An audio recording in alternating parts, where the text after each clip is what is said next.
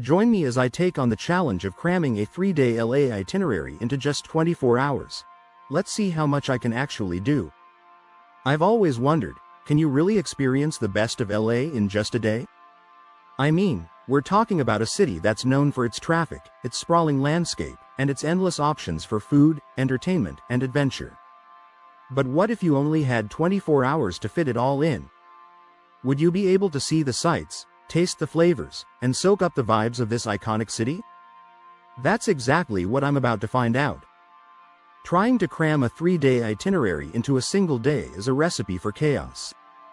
I mean, think about it.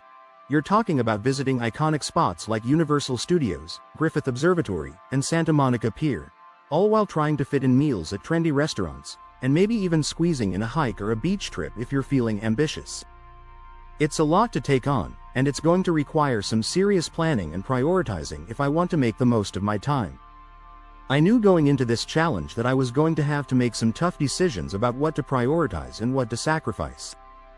Do I spend more time exploring the Getty Center, or do I rush through it to fit in a quick lunch at In-N-Out? Do I hike to the Hollywood sign, or do I opt for a quicker and easier hike in Runyon Canyon? Every minute counts when you're trying to fit a 3-day itinerary into 24 hours. The stakes are high, but I'm feeling determined, and a little bit crazy, as I set out on this adventure. Wish me luck, because I'm going to need it. My day started at the crack of dawn, with a quick breakfast on the go before hitting the road to Universal Studios. I had to prioritize the wizarding world of Harry Potter. I mean, who doesn't love a good butterbeer? And then I was off to explore the rest of the park. Next up was a quick lunch at a food truck, followed by a mad dash to the Griffith Observatory for some stunning views of the city. One of the highlights of my day was definitely the spontaneous decision to hike to the Wisdom Tree in Griffith Park. It was a bit of a detour, but the views from the top were totally worth it, and it was a great way to get some exercise and clear my head after a hectic morning. From there, I headed to the Getty Center to check out some of the amazing art and architecture on display. As the day wore on, things started to get a little more hectic. I had to rush through a quick dinner at a trendy restaurant in West Hollywood, and then I was off to Santa Monica Pier to watch the sunset over the ocean. It was a close call. I almost didn't make it in time, but the views were totally worth it.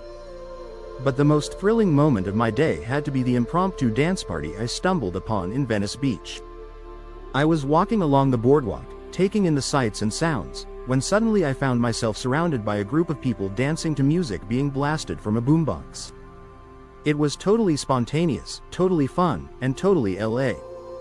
As I look back on my whirlwind tour of LA, I have to say that it was definitely a challenge, but it was also an incredible adventure. I learned that even with a tight schedule, you can still experience the best of what this city has to offer. Would I do it again? Maybe, but next time, I think I'll stick to a more relaxed 3-day itinerary. Thanks for joining me on this crazy adventure. If you've got your own LA story to share, let me know in the comments below. And if you're looking for more travel tips and tricks, be sure to check out my next video for some insider knowledge on how to make the most of your next adventure.